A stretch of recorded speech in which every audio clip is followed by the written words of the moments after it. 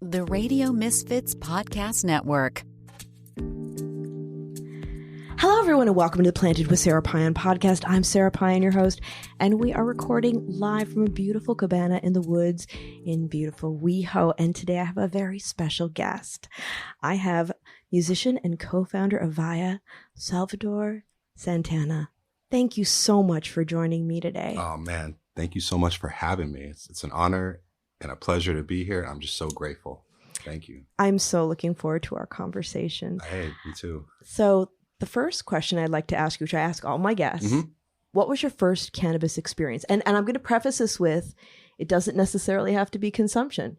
Oh man. If my first cannabis experience doesn't have to be consumption, oh man, I'm going to have to go way back in the memory bank. You know what? I mean, I'm pretty sure it was, being a really, young kid, old enough to talk and understand things. So I'm going to go with like maybe a 6 or 7 or somewhere in there, just wandering around backstage at one of my family's or my father's concerts in particular. And I'm sure I smelled, I do remember this. I remember going up to one of my relatives and be like, auntie or uncle, it smells like a skunk around here. And I kept looking for the skunk or something like that. And my aunt and uncle was just like, he's too young. We can't tell him quite yet. And so I think I remember them actually helping me trying to find the skunk, but really they were trying to get me away from the said participation of what was going on. Right. I'm pretty sure that's what happened. So that was the non-consumption one. And I have bits and pieces of that. Man, thank you for asking me that. I hadn't thought about that in years. So yeah, I was looking for the skunk and, a real skunk, by the way, not the skunk. And, and there is a difference. Yes. I wanted to really clarify for anybody listening. I want to clarify that. And then my first consumption experience was, just freshman year in high school. Very, very, very cliche, just hanging out with some friends behind the school. I think we either were, enjoying it out of a Coca-Cola can or something like that, where you just poke the holes total classic in it or something. Yeah. Or we just did an apple, one of the two. I can't remember 100%, but I just remember that I actually didn't really I don't remember getting a buzz from that experience. I just remember just doing it just to kind of do it. Mm-hmm. And I just really didn't like peer pressure, and I just didn't like that feeling of being embarrassed or being made fun of, as a kid. So I just remember just doing it for the sake of that, just to say, oh, he did it. Oh, cool. Right. Kind of thing. And I really didn't have too much interest in it. I did it here and there periodically, but I didn't really start doing it until, or really enjoying it more until, during and definitely after college. Then I really started kind of getting into it more, understanding how it can creatively, just help and assist for me as an artist and as a musician, whether it's performing, whether it's playing, maybe not necessarily performing on stage in front of people, but just jamming, or even creating in the studio, or just even composing, or what have you. I just found it to be more as a tool, than I did as something that hindered my abilities. And then in short, really for me, cannabis was never presented to me as something taboo. When I was growing up in the Bay Area, in California, in Northern California, rather, it's there all the time. And like I said, going to concerts because of my family, or just going to performances, or even just walking around, Golden Gate Park or something like that. It's in abundance. It's everywhere. So like for me, for a long time, I actually thought, cannabis and cigarettes were the same thing. For a long time, I thought cannabis and tobacco were the same thing. I just didn't know any better. So I would see people like smoking a cigarette, I'd be like, oh, cool, they're smoking weed or whatever kind of thing. And then I'd see people smoking weed. Oh, cool, they're having a cigarette. I couldn't really tell the difference because it was just everywhere. Right. Other than the smell, of course. So for me, it was never really taboo. So I'm really grateful for the fact that my family never really like instilled the fear, like it's the devil or it's the, kind of thing like that, like maybe in other parts of the world or other places. I never really got that. So it was always, I always viewed it as more of a tool to help take the edge off, or just to help create, or just kind of chill out in such a very hypersensitive and intense world that we live in, especially nowadays, let alone back then. Yeah, absolutely. So it's always been a positive tool. for myself. I feel like for those of us that it works with our body, it's a call for grounding and to become in touch with ourselves. Because like you were saying, in this world, especially nowadays, where we're inundated with so much, whether it's social media, our phones, all the things going on, we lose touch with our bodies and the fact that everything we put in our bodies creates a reaction. Absolutely, man. You are what you eat. You are what you think. You are what you consume. And for me, as long as it's good energy and the thoughts as well that go with the ingestion of said whatever you're putting into your body, the consumption of it, of course, with discretion and with being wise about it. Yeah, man, it all coincides. Absolutely. I'm so grateful that you touched on that as well, too. I wholeheartedly agree with that. But I want to touch on something else that you just mentioned earlier with your creative process. Yeah. We have conversations about cannabis and flow state. What are your thoughts on that? Oh, man. I mean, I think it's definitely real. It's a reality. I think for sure it exists. I think also maybe depending on what type of fun you're having with what type of what type of flavors you're enjoying at what moments, it can definitely enhance the situation. There's been a couple of times where I've had some really black label, high quality, intense stuff to the point where I was like, oh man, I can't even, let alone play a melody. I can't even pick up my instrument right now, which is not bad, to a degree. There's a time and a place. Yeah. I'm so glad you said that. It's all divine timing. With anything and everything. And for me, I've also, my father reminded me as well too, at a young age about not only to not hang around with certain groups of people or certain energies and vibrations, definitely not to hang around with depression and frustration is one major one that really helped. And also too, I remember him telling me at a younger age, if it's whatever you're doing, unless it's like music or something positive and you're giving back to the world and people are able to benefit off of it, if it's just for yourself and it's the first thing you do when you wake up and it's the last thing you do before you go to bed, that's what we call addiction. And we need to figure some stuff out about that. And I remember him saying that, and again, him reminding me that it's always going to be there. It's in abundance, but just because it's always there doesn't mean you have to always participate and do all that stuff. And I'm not saying above the influence and do all that stuff. I'm just saying we all have choices. And I think for me, there's times where I love to perform and create with more of a clearer mindset. And then if I'm in the studio, maybe sometimes I'll edit with a little enhancement as well. That's always fun. And then there's sometimes where I'll consume while performing or while playing, especially composing in the studio. And then I'll edit with a clear mindset. And a lot of times it's pretty cool, actually. I'm like, man, I thought I knew myself. I didn't know I could play that riff. I didn't know I could do all that. And I definitely know there's been a couple of times where I was like, okay, you need to put that stuff down. I'm not sure what song that is or who that's for, but we need to put that one down, kind of thing. But at the end of the day, man, as long as you're having fun, you ain't hurting anybody and you're enjoying it. And I kind of view myself as an artist, like a chef, as long as I'm making this food and this combination of ingredients and I'm enjoying it and it's healthy and it's organic and it's conscious, I think more times than not, people are going to enjoy it as well too. They're going to enjoy the listening and that part of the experience. Yeah. So I think the creative flow combined with cannabis, it definitely exists, and I'm definitely here for it.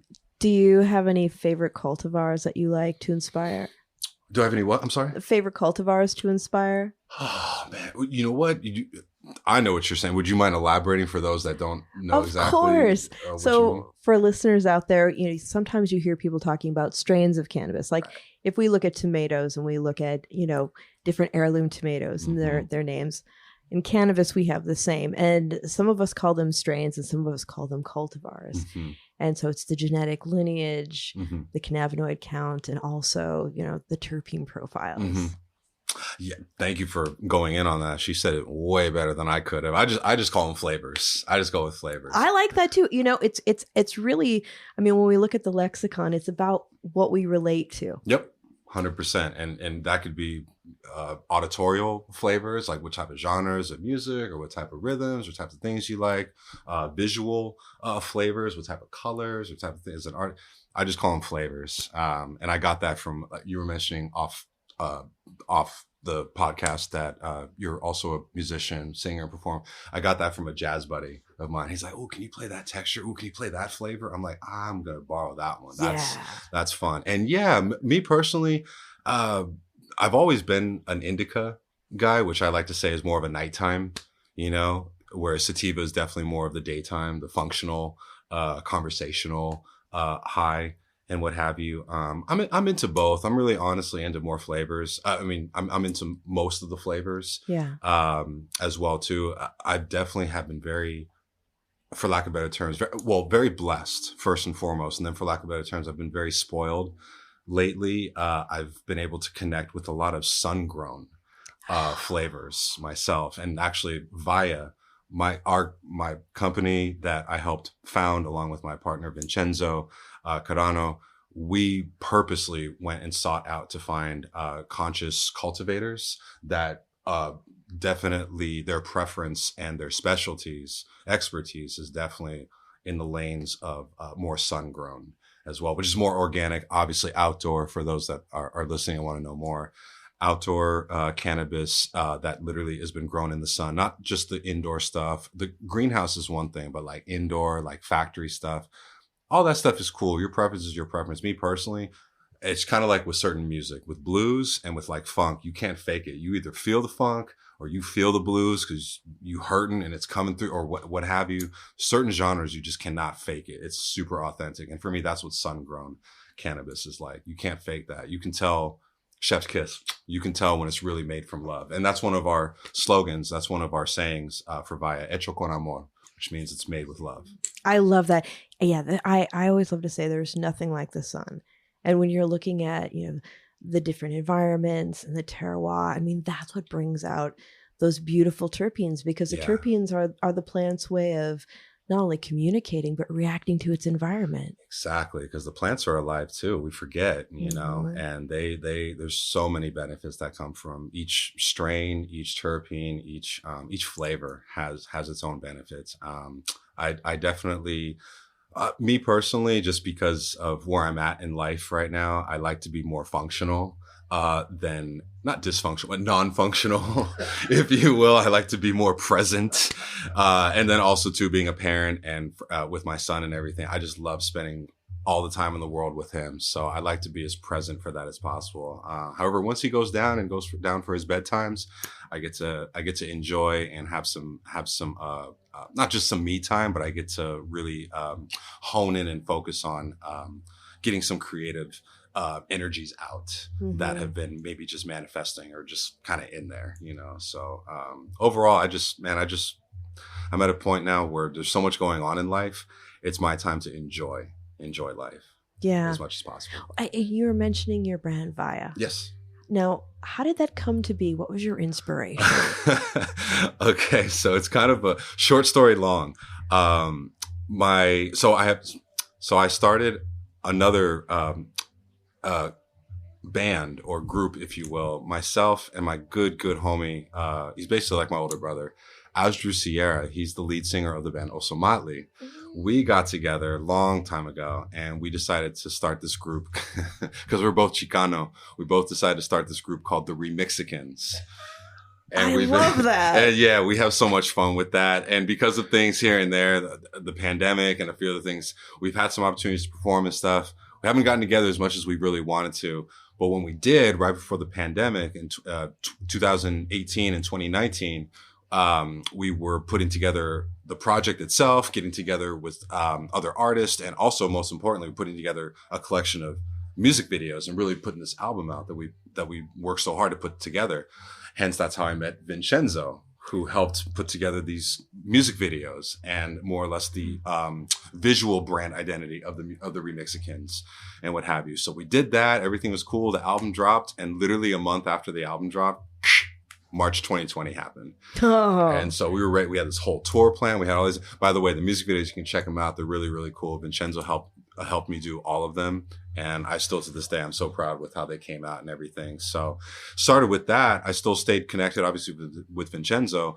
I had talked to him in passing about this idea I had been having and wanting to get into the cannabis world. At that point, 2018, 2019, it was just legal here in California in 2016. So it was still very early on, in that stage. And I was like, man, not out of competition, but out of an affirmation, man, if they can do it, I can do it, and there's not too many like Black and brown people doing it at that time, especially, let alone ladies, let alone everybody else other than white corporate. I was like, man, we can all have a seat at the table kind of thing. And as I was getting more into it and understanding it, again, short story long, Vincenzo and I, we got together a few times. He helped we got together and did this like brand workshop, if you will, went together through all these names, color palettes, this and this and that. Finally, the Wheel of Fortune wheel stopped on Via, black and gold colors, plant wellness, conscious consumption, made with love, Hecho con amor, find your bliss, things of that nature. Ancient wisdom, modern medicine. That was the one we landed on. And so we got together, we did that. We launched right at the very end of 2020, going into 2021, as things were sort of starting to open up and what have you. And it has been a journey. I will say that if anybody tells you it's a get rich quick scheme, you need to run for the hills or call them out on all the BS ever, because it is not at all, but it's definitely a marathon. It's definitely will test your patience as trying to keep up with the legalities and the things that happen on, not even on the daily, on the regular. But man, it is so worth it, because once my grandfather said this, and I remember him saying this to me when I was a kid on my mom's side, Saunders King, who was also a blues musician as well. He said, we are here to make spiritual traction.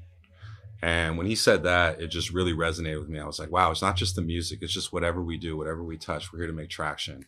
And I was like, man, if we can change the narrative on, help rearrange the narrative on cannabis and cannabis consumption, the idea of it, the perceptions of it, how certain groups of people are making money and thriving off of it, while other groups of people are still getting locked up for it and things of that nature. If we can just rearrange the narrative so we can all figure it out and have a seat, so we can all figure out a way to win. That's what I'm about. That's really what I'm about, man. And I think that's the thing. Cannabis, like music and art, it brings us all together, all walks of life and everything.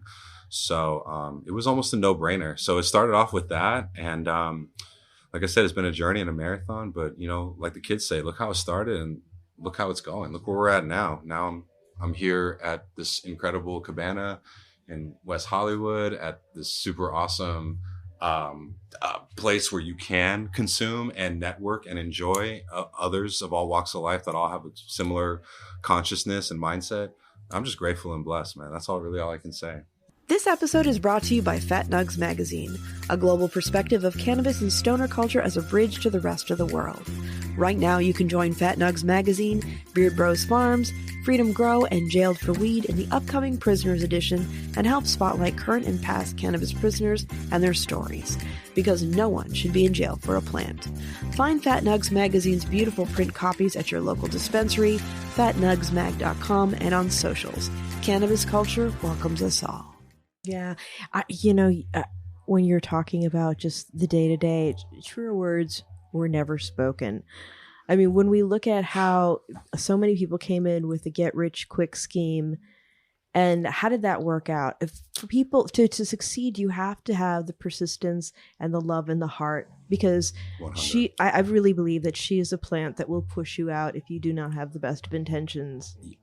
100%. Just like Mother Earth is alive, the plant that we consume, she's super alive and everything. And it's again being respectful to the origins of where things have come from, how they've gotten to where they are, and again just being respectful to all of that. And for me, that's also another huge part of Via and our and the brand identity, the message we'd like to continue to convey.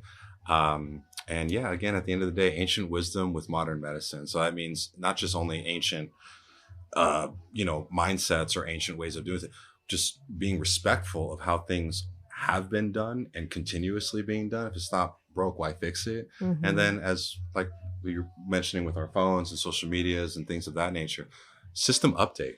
We still have to update our system to where we keep current. Certain things stay always the way they are, being respectful to that. And then simultaneously, let's update the other things so that we can stay current and continue to keep going, because life be life, and man, life's going to keep going. Unless y'all know where it is, there's no pause button. There's no stop button. There's no rewind button. I don't even think it feels like it. I don't think there's even a fast forward button. It's just let's carry on. Let's just keep it moving, man. And so, again, if anybody teaches me that on the reg, it's my son, just to enjoy and just to appreciate. And almost kind of like a Buddhist, man, just be present. Try not to trip about what happened yesterday. Try not to trip about what you think might happen tomorrow, man. We here. Let's just enjoy it. And be like water. That's it, man. Bruce Lee. Yep, love it. Totally. 100%. Totally. Yeah, I really feel like I was just having this conversation. We were in Barcelona for Spanibus, and we were doing the podcast. Spanibus. So good. And it was so wonderful to be to the last one in Barcelona, because they're going to be Bilbao next year. So it'll be much smaller. Oh, man. Okay. But we were talking about just people in the community, like getting commerce out of the way. Yeah. But people of similar vibrations finding each other. And it's not about competing. It's about, how do we lift each other up?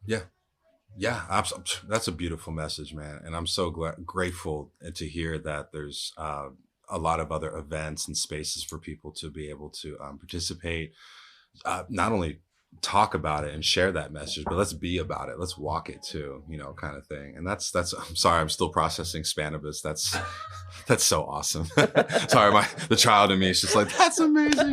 But but for real, that's so awesome. And yes, thank you. More, please. Let's have more of those types of events worldwide and in other realms, other categories, and other things too, man. Because there's already enough hostile, negative, intense energy going on, man. Like, and I'm not trying to sound all hippie and everything like that, but for real, let's balance it out. You know what I'm saying? Let's balance it out, because life is life. We get all that, but simultaneously, it's just like, it doesn't have to just be one side of the spectrum, It doesn't. And I think actually cannabis is an excellent model for that, right? Thank you. Agreed. Because we look at it, it's a call for critical thought. It's a call to get involved in what's in lifing, whether that's learning how important your voice is in policy. Or for myself, for many years, I worked in cannabis as an educator, and having the conversations with people about your mileage may vary. We're walking chemistry experiments. And even though we create our own, endogenous cannabinoids, some of us do not tolerate phytocannabinoids. And guess what? That's all right. Yeah.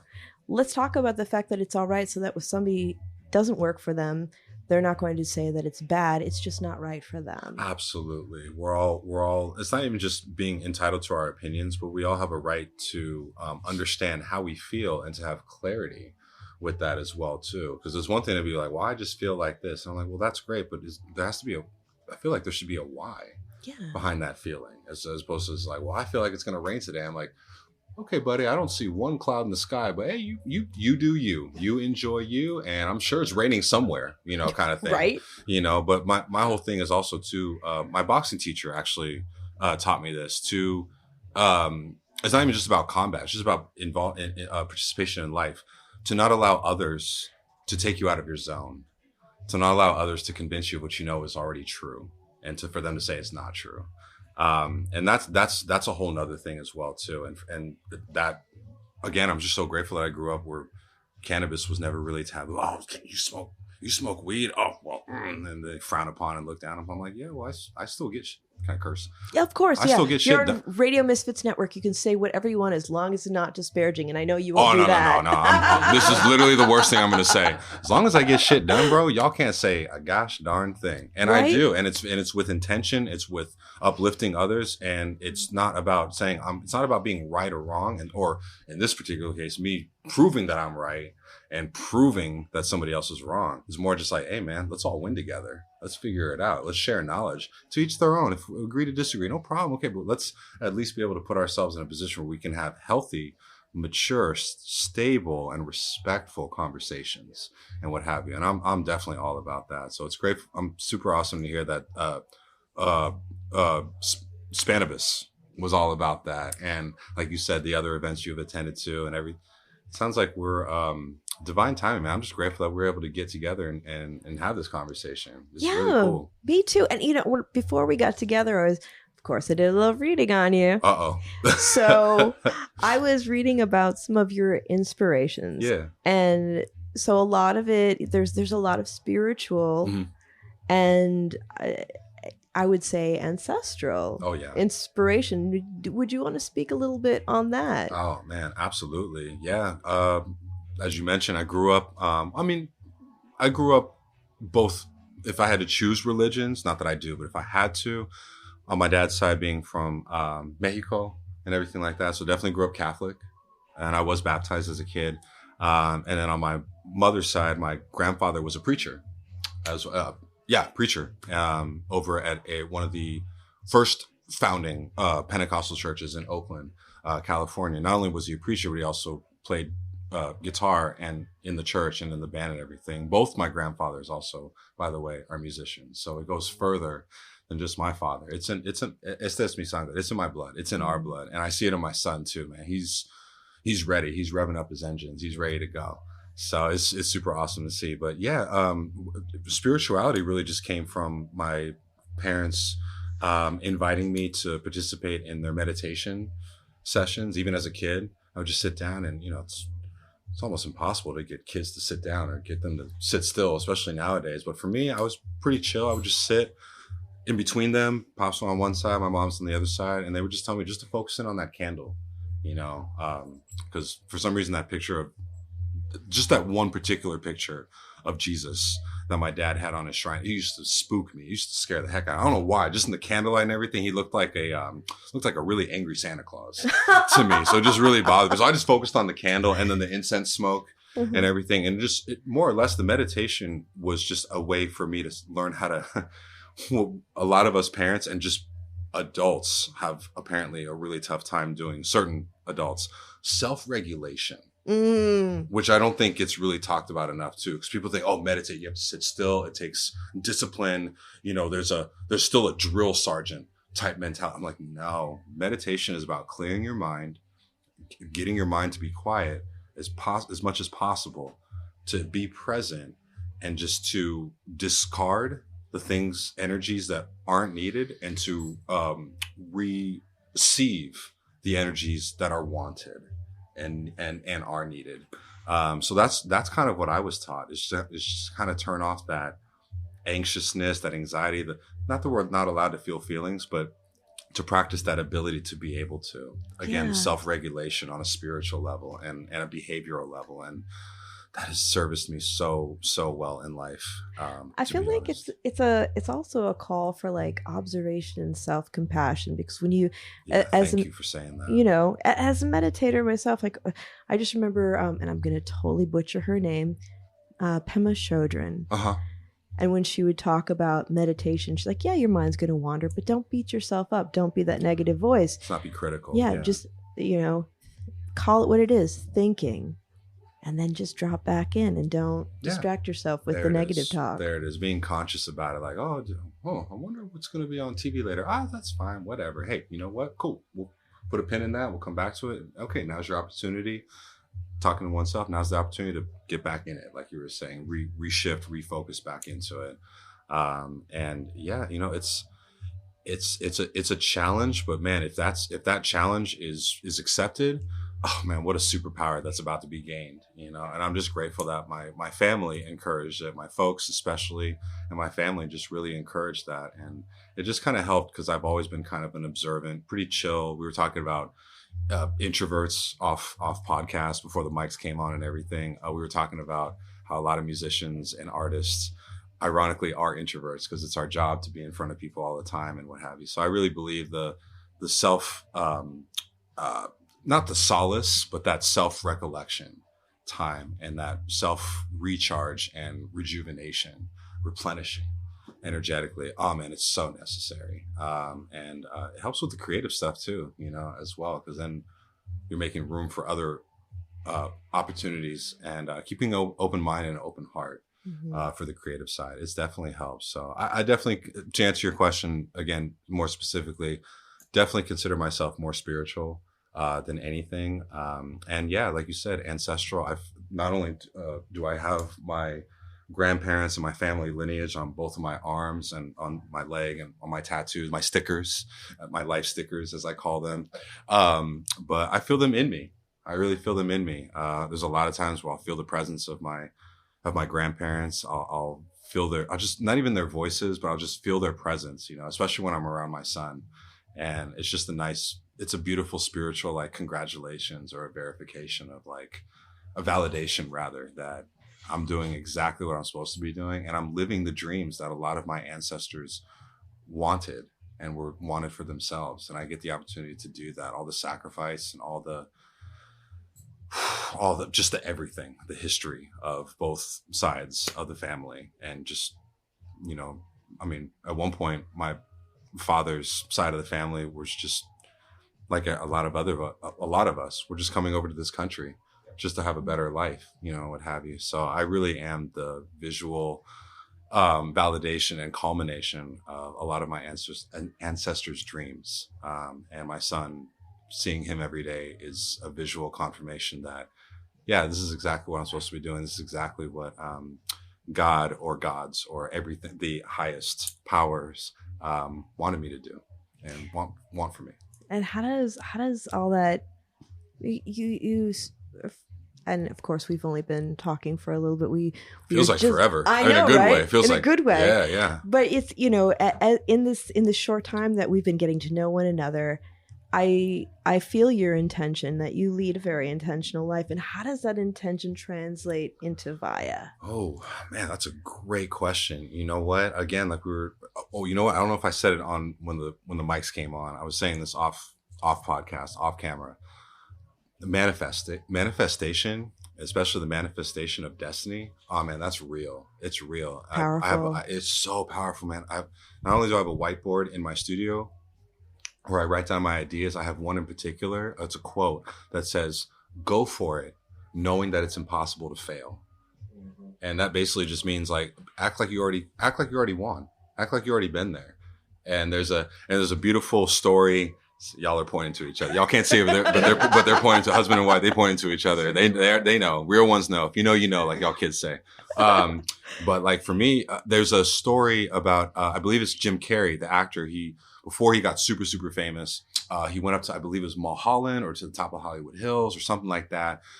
And he wrote himself a check for like about 10 mil or something like that. Didn't cash it. He held on to it. And he would go up there every single day and just manifest it, close his eyes and just receive it and just visualize, like, I already got it. I'm about to cash this check kind of thing. And that's kind of what I've been doing. And all I just really needed was that, it's like I'm the vehicle, man. I just needed that spark. I just needed that engine. And I'm just so grateful, again, divine timing, able to link up with Vincenzo and a few others that were able to help believe in this idea that I had and that I really wanted. And here we are talking about it again. Manifestation of destiny is real. However, I will say it's really easy to do that one day. Now the challenge is to do that every single day. And that's when I started realizing, again, another quote that someone gave me, and I'll give this one to y'all. Gratitude is the attitude. Yes. And I woke up one day, I just decided to wake up with gratitude every single day. And that's what I say. It's the first thing I say when I wake up. I just, gratitude is the attitude. That's the first thing I say in my head or out loud when I wake up. Unless it's my son who's waking me up way super early in the morning, then I tell him to go back to sleep. That's the first thing that I say. Then I say gratitude is the attitude, because it's true. I'd rather have those challenges than anything else. It's a beautiful thing. But yeah, gratitude is the attitude and manifestation of destiny. I think Kobe, or maybe it was Bruce Lee, that said it's really easy. Failure only exists. It was Kobe. Failure only exists if one decides to quit. Mm. And if you decide to quit, then that means, especially when you have something, you're going for it and you're doing it, but then you just decide to bail and quit, as opposed to quitting knowing that, oh, this is an energy draining situation. It would be counterintuitive for me to continue on and stick to it, being like, no, I'm going to stick to it. And knowing that it's like a money pit, an energy pit and what have you. Then failure only exists if you continue on knowing that you should get off the road and adjust and recalculate like it does on the GPS and the navigation and what have you. Trust me, it's taken years. I know I sound like I know what I'm talking about, but I'm still figuring out like everybody else. I will say this though, every day is different, but every day I still wake up with gratitude. Yeah. No matter what. This is a little bit of a joke, but there's also truth to it. But it's a quote from another great artist, Kenny Rogers. Oh yeah. Know when to hold him, know when to fold him, know when to walk away, yes, ma'am. know when to run. 100. There's no way he wrote that. I know, but he sang it. It's still whoever did, he sang it. Whoever did write it though, man, they were onto something, and it's still it's still true. It's still applicable to this day. It's still relevant. It is. Maybe even more so than now. But everything we're saying is about being conscious, and tapped in, and being present and here participating. Coherent here and with zest and with enthusiasm. Yeah. As well too. It's really easy to get, like you were saying before, the shoulda, coulda, wouldas, or the getting bogged down, getting into our feels. And becoming our own, all of us artists. I don't care who we are. We're all our worst critics. Oh, isn't that the truth? I don't care what man. I am so hard on myself, and I've worked on that. I counter that with accountability, but then I also do that with appreciation. So accountability, being like, okay, man, you know what? That solo, I know what to fix on there. Just maybe less notes and maybe a little bit more feeling over here. But hey, man, the energy was there. People were feeling it. So you can nitpick the notes all you want. At the end of the day, Maya Angelou said, they're not going to remember what you said or did. They're going to remember how you made them feel. Right. At the end of the day. And there's beauty in the imperfection. Sometimes I play the best stuff when I do the flubs, or when I'll listen back and I'll be like, oh man, it didn't feel right on stage, but it sounds amazing. Like, that's so cool. Like, and that just lets me know too, that I got to take off that lens, that critical lens, and just allow things to just flow and just be as they are. Because again, perfection doesn't exist. However, it does when we allow things to just be perfect, just the way they are. Yeah. So I love that. What are some things that you're really excited and inspired by now? Are you looking for a lasting, meaningful way to connect with your audience and highlight your brand? Well, listen up, because Planted with Sara Payan is taking on new sponsors. Here's a powerful stat. 20% of listeners are more likely to support brands they hear about on a trusted podcast. And 60% actually look up that product after hearing about it. That's the power of podcasting. Planted with Sara Payan has a unique draw. With remarkable guests, we attract and engage audience that spans all sides of the cannabis spectrum. Picture your message reaching these listeners time and again. Podcast ads are evergreen, meaning your brand stays relevant as new audiences discover and binge past episodes. It's a long-term investment that keeps on giving. If you're looking for a targeted, passionate audience with lasting impact, the right listeners are here waiting to meet your brand. Visit plantedwithsara.com to get a copy of our sponsorship deck today. Oh man, well, I think I've talked enough about my son on this podcast, but he's definitely first and foremost. I'm always excited to just be a father and just be with him and just hang out. I learned so much from him. Even though it's my job to guide and teach him anything and everything that I've learned and am continuing to learn in life, he's my greatest teacher. He teaches me how to be patient. He teaches me how to rise to another level, to be gracious, but to also be firm and clear at times. He teaches me to just, no matter what's going on, man, just to be present and enjoy life. And a lot of the things that he's teaching me without him saying it or purposely doing it, I've been able to pick up on those things and do my best to transfer those over into other realms and categories. And with music, especially, with the creative process, collaboration process, even more of the technical side when you're going through percentages or doing the business side before you even get into said collaborations with others.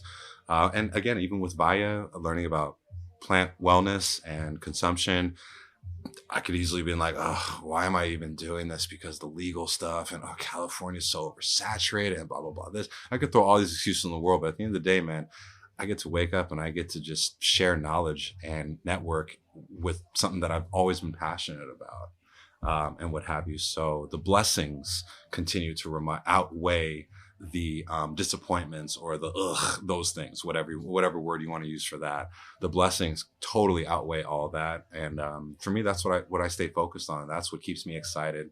That's what keeps me going. And knowing that every day I get to, any day and every day I get to spend with my son is the best day of my life. That's awesome. I'm so glad that we got to spend time together today. Likewise. For our listeners, they want to learn more about your projects, learn more about Via. Yeah. How do they do that? Oh, yeah, absolutely. So shameless plug. If you want to know more about the music and everything that I'm up to from a creative side, you can check out salvadorsantana.com. Also, all my social medias are up on there. I believe my Instagram is at Salvador Santana Music. The Gram and Facebook are the two that I seem to use the most. Although I got some people that are telling me, you got to jump on TikTok. And I'm like, all right, relax. Just started. Hold your horses. Relax. One thing at a time. So there's that. And then if anybody is curious about Via and anything to do with the plant wellness and consumptions, cannabis side, you can check out via.com. And the tag on Instagram is at Via_floor. So it's at VAYA, V like Vinny, AYA_FLOR. And anything and everything you guys want to check out, it's all up on there. And hopefully we got some more really cool stuff, especially after today's event, to share and showcase for you guys as well, too. Thank you so much for joining me today. Likewise. It's such a pleasure. And I would really love for you to come back anytime. Oh, you say when, I'll be here. And maybe we can also talk even more and even participate in the plant wellness aspect of it. I would love that. Okay. It's on. Let's get it. It's on. Let's get it. Thank you so much. Appreciate y'all. Thank you for listening. Thank y'all for having me. Really appreciate y'all. Thank you. And everyone, remember, if you like listening, please give us a review, share it with a friend. Let us know what your favorite episodes are. And if you'd like to stay in touch over social media, we are Planted with Sara Payan on Facebook and Planted with Sara on Instagram and Twitter. You can also go to our website, www.plantedwithsara.com, or listen to us on our parent network, Radio Misfits Network, where there are other great podcasts, like one of my favorites, the Winemakers Podcast. So check it out. You can listen to Planted wherever you listen to your favorite podcast, whether that's Pandora, Spotify, Amazon, Google, Apple, Stitcher, tune in. We are there. So join us. And until next time, stay curious, stay safe, and remember, it's a wild world out there. Be good to one another. Until next time, take care.